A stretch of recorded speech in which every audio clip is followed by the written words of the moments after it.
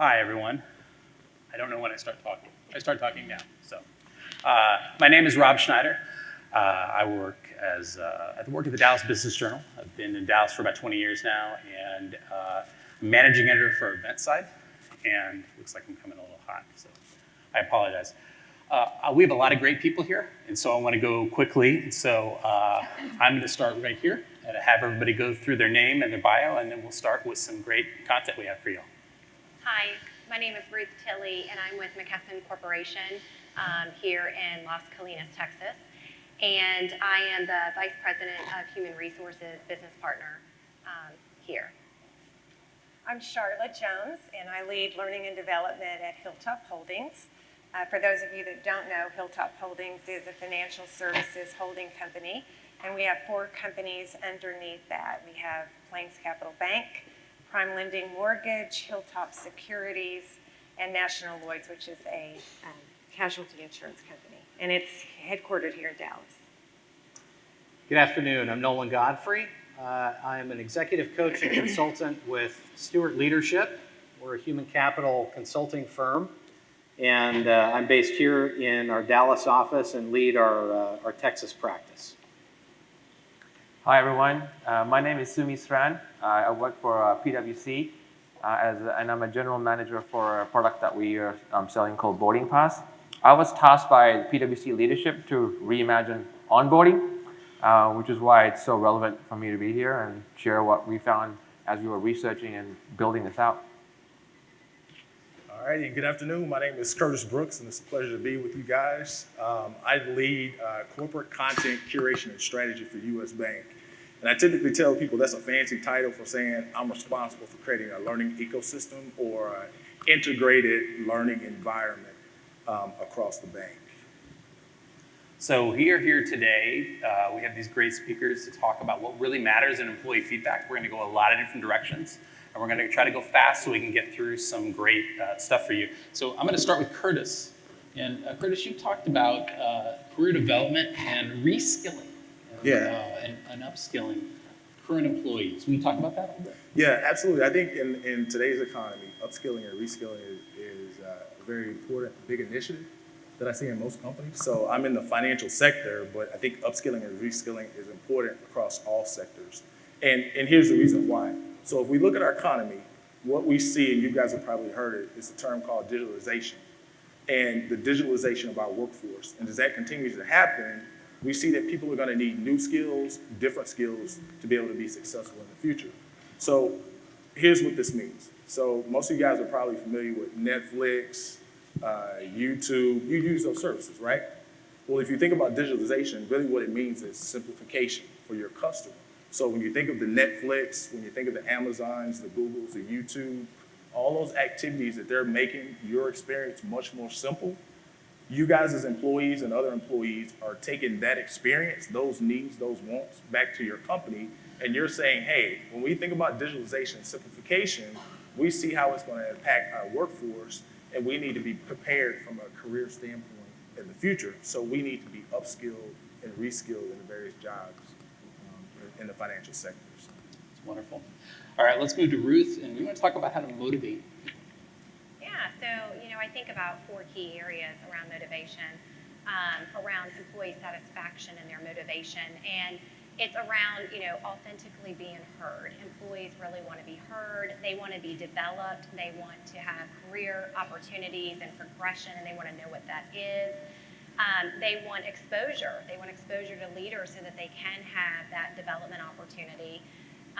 And then they want to be rewarded outside of just pay. They want to be recognized for all the great work that they're doing that motivates them to do more. Out of those 4 things, I can really hone into that, the piece around authentically being heard. At McKesson, we do an employee survey every year. And what I love about it is, this year we had 92% participation, which is not abnormal for McKesson. And the reason why we have 92% participation is because they feel as if we're listening, and we are. And we actively ask them questions, we take their feedback, and then we turn it into actions year after year. We've been doing this for many years So now that 92% of our employees say, you know what, it's worth 30 minutes of my time to tell you what you're good at and what you're not so good at and what I want, because they know we'll turn that into action, and then next year we'll be able to say, okay, we heard you, these are the things that we've done, and now we want to do another pulse check and see how we're doing. So I think that's really important, and I see it come to life every day at McKesson and the importance of it. That's great. Sumi, let's go to you. You were talking about enriching engagement, personalizing in real time. And you talked a little bit about that in your intro. Why don't you go more? Yeah. So engagement is one of the sort of key things that we found during our research, which can really help us understand how the employee is going through as they're being onboarded. As I mentioned before, I focused our efforts really on onboarding. And if you think about engagement, there's multiple different types of engagement. There is a technology engagement, there's people engagement, and specifically around people engagement, one of the biggest findings for us was the criticality between the relationship between the hiring manager and the new hire. That was by far the biggest finding for us, right? We always know it's key for a hiring manager to be involved, but you're going to build the greatest benefits comp, have a fantastic onboarding experience, but if on the first day the hiring manager forgot to pick up the new hire, everything suddenly starts to, the engagement falls off. The new hire feels, maybe I shouldn't be here. Maybe, am I in the right role? Is my hiring manager actually always going to be like this? And that engagement between the people is such a critical thing. From a technology perspective as well, so when someone's going through onboarding, how do we know they're actually engaged with the company? How do we know that what they're doing during the onboarding is actually keeping them excited, keeping them motivated, making sure that they're happy about it? That was something we also researched and made sure we kind of thought about that as we build out a solution. We'll focus on that. Good. Charlotte, we're going to go to you now, and you wanted to talk more about understanding employee strengths, making use of what they do best. Right. As a certified strengths coach, I cannot think about satisfaction or engagement without looking at it from a strengths lens. And I know that Gallup has done a lot of research as to asking questions like, how many of you get to do what you do best every day? And unfortunately, that simple question, the response rate is only about 21%. So 21%, which is less than 2 out of 10 people, can say, yeah, I get to do what I do best every single day, which is pretty unfortunate, because when employees are focused on their strengths, they look forward to going to work. They have more positive interactions with people. They are able to be more creative and innovative. They tell people that they work for a great company. They even have the ability to produce better results. In fact, research from Gallup also shows that people are 3 times more likely to report having an excellent quality of life, which we all want, and 6 times more likely to be engaged in their jobs. And engagement, I think, is a choice. We work because we have to. We engage because we choose to. And so there's an influence that managers have on that engagement. And so when people can focus on their strengths, and strength is defined as the ability to consistently be perfect in a specific task. So that doesn't happen overnight. It takes investment, it takes understanding, it takes ownership, and the ability to be able to spend some time on that. And so it's really important to turn that understanding of a talent into a strength and be able to focus on that. I could go on, so I'll stop. Well, we're doing, that's great. Nolan, let's go to you, and you wanted to talk about total employee experience in this particular company that you work with. Yeah, so employee experience is really critical in looking at the entire life cycle that an employee has. And we've heard a lot of great examples about that life cycle and these key moments that matter for folks. One organization who you're probably familiar with, Hilton, they have invested strategically in this employee experience over lots of years. And one of the things that's so important in experience is that it's in the context of the strategy of the organization and the culture that they're trying to create. And so what Hilton did is they realized that the customer experience was their brand. And so they overinvested in their frontline employees who were really creating that experience. And what they did is they went into their properties and they looked at the back room, so to speak, where these folks are taking breaks and eating, and they said, these are lousy spaces compared to what we're offering our guests. We want our employees to have a similar experience to our guests. And so they've invested millions and millions of dollars. Their CEO, Chris Nassetta, has led the charge in this. And when you look at their results, not only on the employee satisfaction scale, but financially and net promoter scores, they have all improved over time. And they were this year's Fortune 100 best company to work for. So all in the context of the culture and the strategy and what they're trying to do as an organization. That's great. So I wanted to get a chance for everybody to talk, but now I want to give them a chance to talk with some questions I'm going to ask. But first I want to say, of the topics that your colleagues on the panel brought up, or if there were other points you wanted to bring up, this is a good time to do that. Anybody else have any thoughts about what they originally spoke on or what somebody else spoke on? Anybody? All right, I'm going to move on. I have plenty of other great things to talk about. So I work at the Dallas Business Journal. We were here 2 weeks ago for our biggest event of the year, which is Best Places to Work. So we honored the 100 best places to work in Dallas-Fort Worth. Now so a company has to not be nominated. They nominate themselves for that. And then they take an employee survey with a company called Quantum. And a certain number of employees have to fill out the survey, and then they have to score high enough to do that, to get on the list. And what we found with that is that there is, shockingly, the strengths that Texas companies have are they're very proud. They think what their work is doing is very important, and they think that the people they're working with are very good at their job. It's not surprising, probably, but Texas does a little bit better with that. I saw a lot of themes in reading about the companies that were on this list, and so I'm going to go through some stuff right now. One of the companies, and this especially worked for smaller companies, remote working, flex time, unlimited vacation, all these kind of visitors. Why don't we go around and talk about what you all have seen that works and doesn't work, and where that matters in employee satisfaction. Whoever wants to go first can start. Curtis. I think with U.S. Bank, so I've been with U.S. Bank for 2 years. I've been in the financial service sector, I'm telling my age a little bit, it's about 20 years. So all my career has been in the financial service sector. Curtis started when he was 12. It's okay. 11 and a half.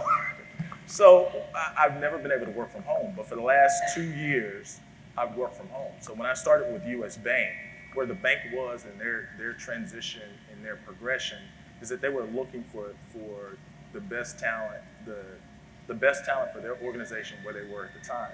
And so what they did is they were looking across the country to find this talent. And so when I got the opportunity to work for the bank, they said, hey, Curtis, there's remote working and you can work from home. And I think for me, that changed my life. From a family perspective, from a production perspective, just overall enrichment. And I would say I've always been productive, or I like to think I was productive, but the last 2 years, I think I've been extremely productive because I have the ability to work from home.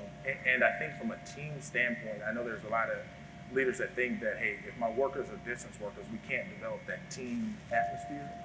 I've probably been in more of a team atmosphere working from home remotely because of use of all the technology than I ever have being in office space. So what does everyone else think? I can speak to that. At McKesson, talking about our survey, that's an area that we actually survey our employees on, and we're in the 90th percentile in that. And I'll just share a little bit about my own journey. I decided to become a mother later on in my career journey, when probably I should potentially be working in the office much longer than I did earlier on in my career. And so, when I have roundtables with women in leadership, that's often a question that I get is, how do you balance it? And, I can't speak to other organizations, but I can say that McKesson has made it very easy for me to balance, and that, my boss and, our leaders, the way we look at work is we expect you to perform the work. Doesn't matter where you get it done. It doesn't matter when you get it done. So, if my daughter has a doctor's appointment and I can only fit it in at 3 o'clock, oftentimes I'll work from home that day. And, no one thinks twice about it. And so we treat our employees as their adults, and we expect them to manage the work and the productivity, not the time and the where. And I can say, as a leader, it allows me to be more efficient with my time and effective.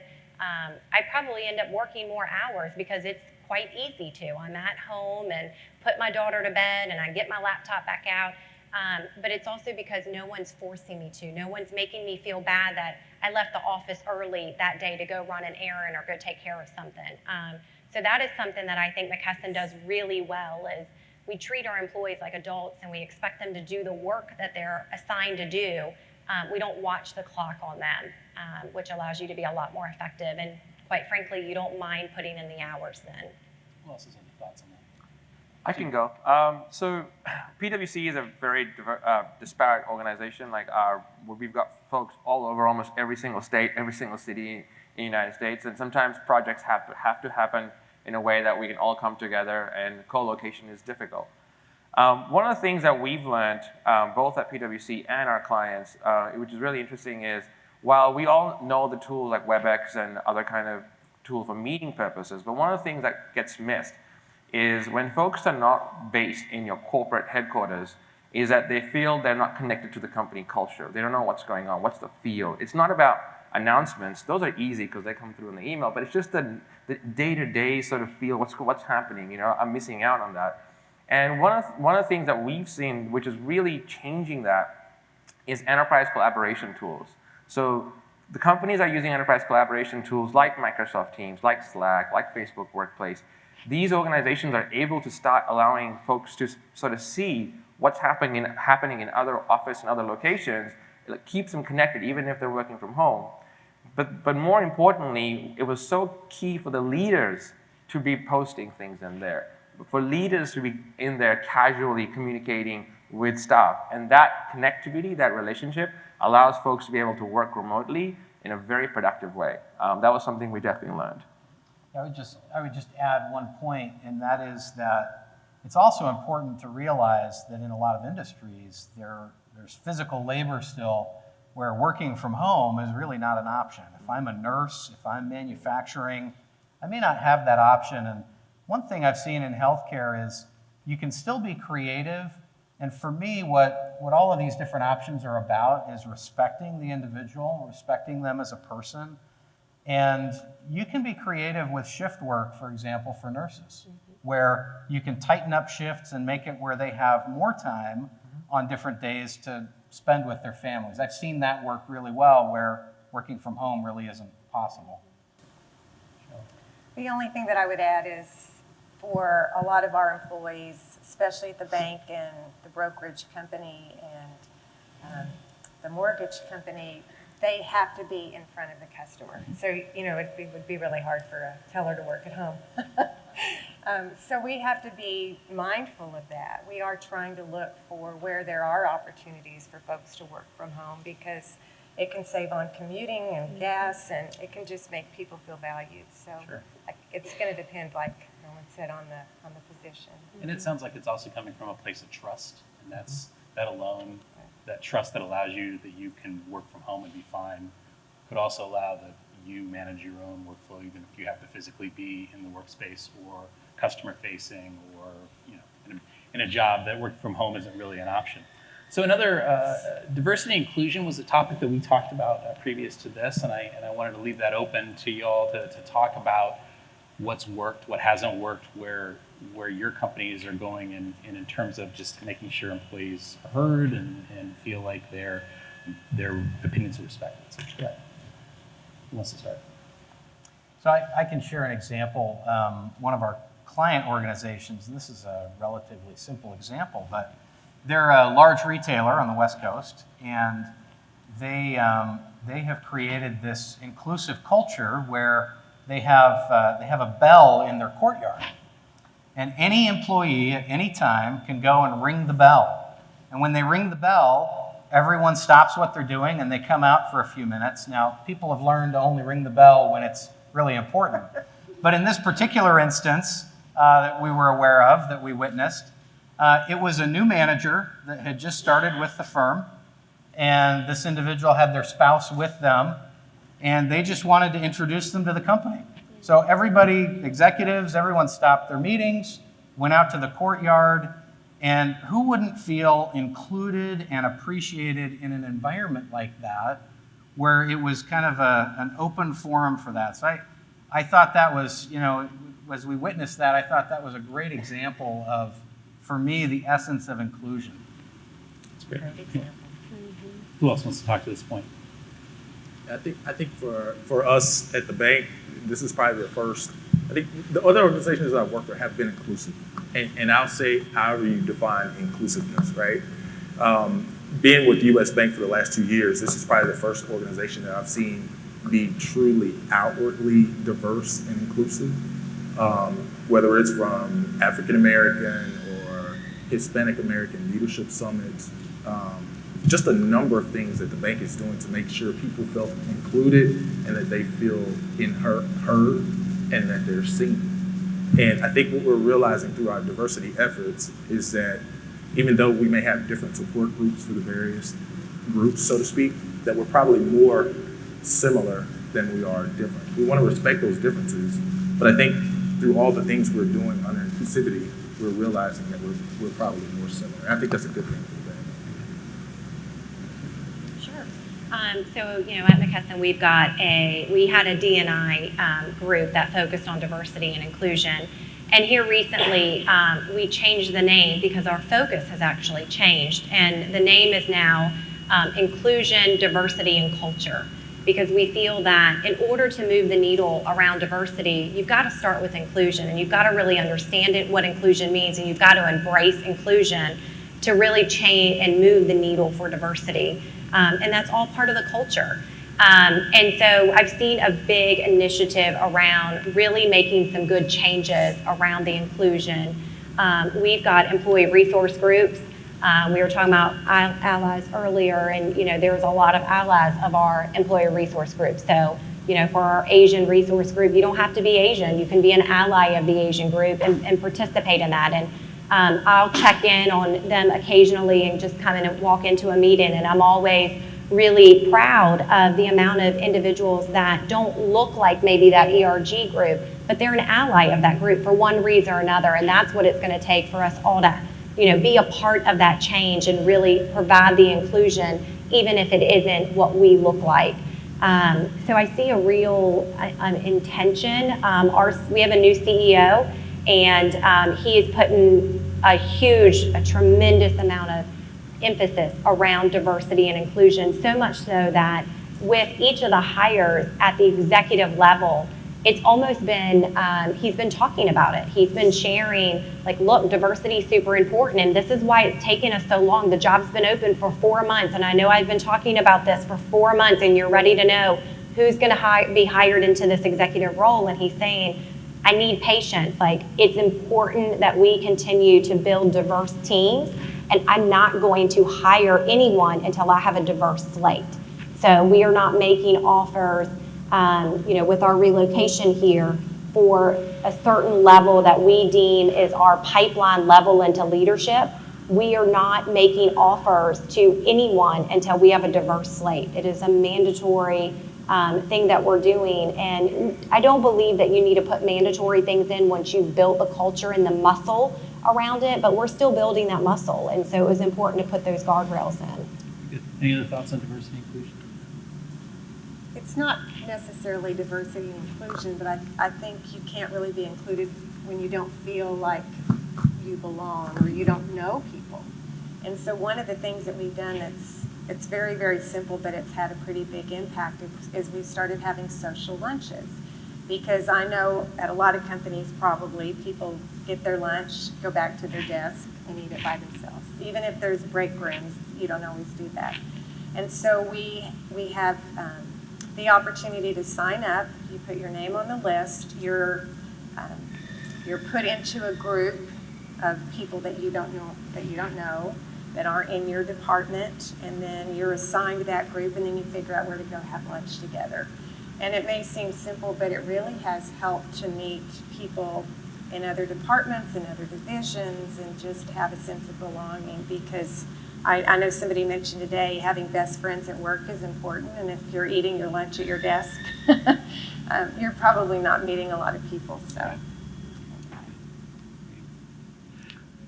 Yeah, I was going to just make, I mean, so for us at PwC, diversity and inclusion is a really big deal. It starts with our CEO. And I mean, there's so many different programs that we have that are going on that I'm not even aware of. I mean, even today, I'm sure some of you were at that nudge, in the nudge workshop, and the presenters, when I went to introduce myself, they actually said, did you know PwC is also pledged to the He for She campaign? I didn't even know. Because there's so many things that our PwC is doing. And I think it starts from the leadership. So it starts from the CEO. And our CEO, when he came in 4 years ago, that was part of his agenda. And there, a lot of leaders will say they want to do something, but he's actually going out and making the changes. And one of the examples that we're doing is I'm part of PwC's boarding pass, which is in many ways, think of it as it's sitting in an innovation group. So we have consulting, we have accounting, we have tax. This is an innovation arm. And he made the leader of this entire innovation arm a woman. So a woman in tech leadership. And she's brilliant. She's my boss, and I love working for her. And then they made sure that the entire leadership was well represented by across from different groups, different genders, and different types of leaders. And that speaks volumes to junior staff, to mid-management folks, who feel more empowered and more excited by that the firm is actually taking action and not just saying they're going to do something. So that's why I love working at PwC's programs. That's great. So one of the things that was in your program today talked about compensation. So let's talk about compensation. Let's talk about when the things you can do that make compensation not the number one priority. Talk about when an employee comes to you with a pay raise from another competitor, when you decide to keep them, when you decide to let them go. Let's just talk about where compensation falls into this employee satisfaction. Who wants to start? Yeah, I'll say, so compensation is important. We still got to eat, right? So it's it's definitely important. But I think there's some other compensating factors. So, I'm in talent development, learning and development. And what I've seen over my career, and I see a higher urgency today, like I mentioned, the digitalization of our economy, is that people want to be developed. So I think if we can provide good career development options for people, and we can provide products and services, so learning or talent development products and services for people, meet them where they are, and show them how to use these products and services and how they'll be a benefit. I think as long as people feel developed, then it'll probably lessen, some of that angst around compensation. So really developing our people. I'll just mention, I've seen a lot where compensation can be a bit of kind of a red herring, and where there's lots of issues of, hey, I have an offer and it's X% more. Where you start to see a lot of that, there's typically other things underlying that. I know one of the earlier sessions talked about, this idea that people leave leaders typically, not organizations, or compensation really isn't a core issue. And in my experience, I would just say compensation is important. I think it's all about fairness, right? Once you get past a point of people being able to meet their basic needs, it's about expectations and fairness, and it's about that experience they're having with their leader and the organization. I think, like Curtis mentioned, development's a key part of it. Every one of the key moments in an employee's journey matters and affects satisfaction. Yeah, I actually agree a lot. I mean, I'm sure many of you know the Maslow's law of hierarchy, right? I mean, that's basically exactly, what we're hearing is, if the basic comp is competitive, then being valued, being empowered, making sure that the role is challenging, they can clearly see themselves growing, gaining new skills, that matters so much. In fact, I've had staff who've stayed, even with competing offers which were significantly higher, because of the role, because they were valued, because they were excited by gaining new skills and doing new projects. So definitely I agree with the sentiment that matters a lot more. And having an open, transparent conversations go a long, long way in being able to solve those problems. Yeah, and I don't think we can minimize the importance of the small things, the non-compensation related. So, you know, handwritten notes, I mean, the art of writing has disappeared. And so when an employee gets a handwritten note mailed to their home, it's powerful. People are like, wow, you took time to write me this note and you mailed it to my home where my family sees it. Like, people really enjoy stuff like that. Going back to the exposure piece, you know, allowing employees to have exposure to leaders within the organization, people value that. People value that 20-minute conversation they had with the CEO or a president or a CFO, something they can go back and be like, wow, you know, this person took the time to get to know me and talk to me. And when they see me now in the elevator or in the cafeteria, they know who I am. Like, people really value that. Yeah, pay is important, but I agree that hopefully companies nowadays are paying what's, you know, equitable and within the market. You know, we all have compensation departments looking at that continuously, but it's those non-compensation things that I think really keep an employee engaged and wanting to stay with an organization. Sean? I agree with him. Absolutely. So moving on to some other areas, what about a sense of community? And one of the things that was a common theme were a lot of special perks for companies, company celebrations, and something that I saw a lot was including family in celebrations and including that kind of recognition in there. Can you all talk to the best ways to do that, or the perks that seem to matter more to employees than others? Let's start with that. I'll mention one on the perks. So this gets back to, you know, doing things in the context of your strategy and your culture. So perks in and of themselves, I don't know, drive satisfaction, but when they're meaningful, I'm aware of one organization that, you know, they're in the automotive business. And so what do they do for their employees? Well, they let their employees try their automobiles. They give them a very generous program where they can do that. They can afford to drive their vehicles. And so aligning some of the perks with the culture and with the company, and, you know, that helps them feel appreciated and connected to the things they're trying to sell or manufacture or work within. So I think whatever it is, being industry specific, that's one angle that can be really powerful. Who else wants to talk about that? Curtis? I think, so you mentioned sense of community, and I think I heard in one of the sessions, you know, you have to value the whole me. So I think employees now are looking, definitely at the bank, are looking for the organizations that they work for. Yeah, like you said, compensation, develop me, but I also want you to understand the community, whatever that community is, right? Whether it's a veteran or, you know, it's an African American community or it's a specific cause. I think employees are wanting companies to meet them where they are in terms of their communities and what they consider important in terms of different causes, and to support them supporting those different causes. So at the bank, we see that happening across the enterprise, across the company, you know, with that support and that sense of community. So. Yeah, I mean, as part of our research, one of the things that we've also seen from a family's perspective that's really, it's become a bit of an Instagram or like a LinkedIn excitement thing. You might have seen it as, bringing your kids to school, bringing your kids to work day has been around for a long time. Bringing family picnics have been around for a long time. But one I really liked recently was bring your dad or bring your mom to work. Yeah. That was really exciting because a lot of parents are like, what do you actually do? I don't actually know what you do. Right? And bringing them in was really eye-opening. It was really exciting because they got to connect, and people got to meet their parents. It was a really nice event, which that some of the companies are definitely taking advantage of and creating that family, that relationship together. So it's really good. Charlotte.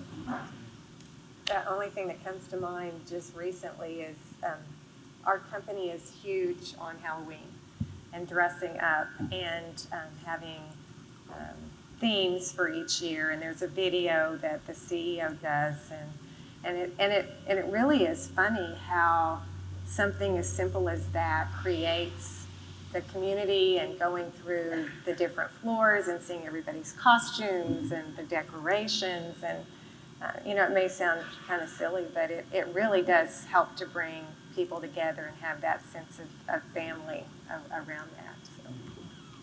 So. know, when I think of community, I think of like the newer generations that are entering our workplace. It's really important to them.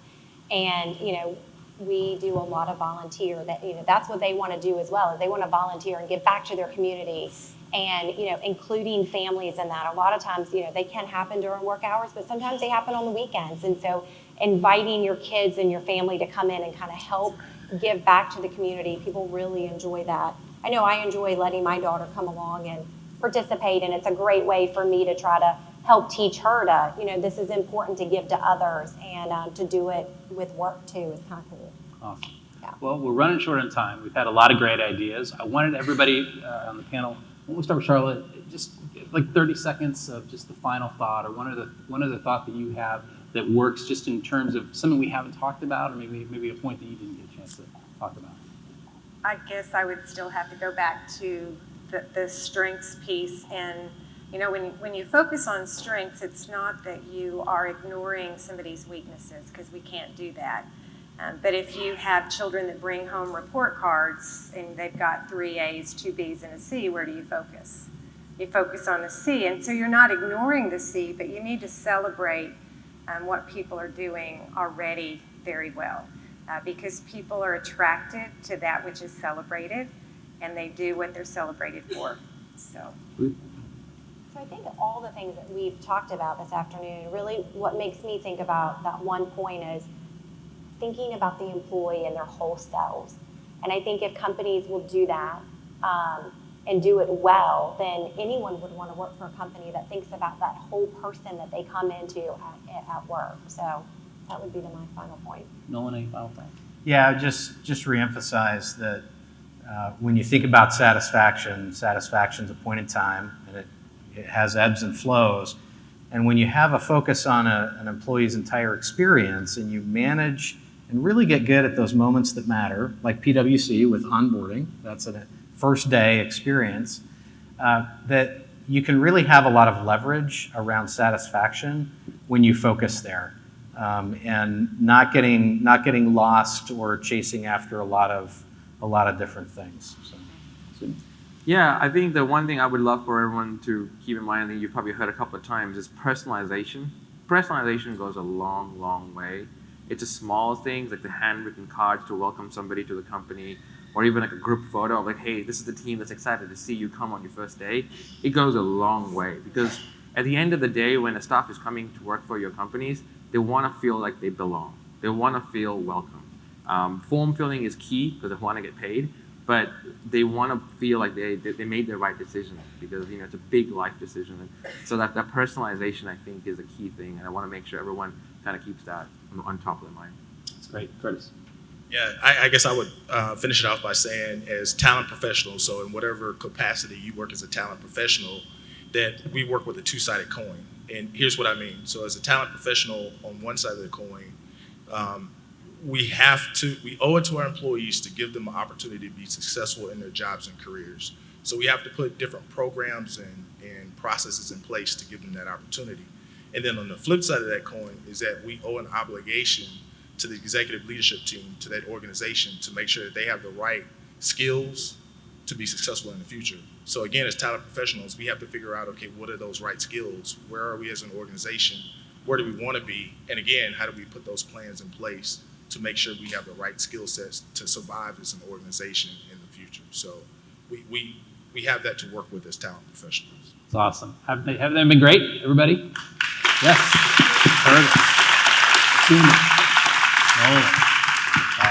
Ruth, so we've got about 1 minute left, so just enough for me to say that we're going to walk off stage here in a second. And if you want to talk to these great people, they will be coming off stage probably over there. And if you want to stop by and say hi or trade an anecdote or whatever, we'll do that. Thank you all for your time today, and hope that we've given you some great stuff to work with. Thanks, everyone.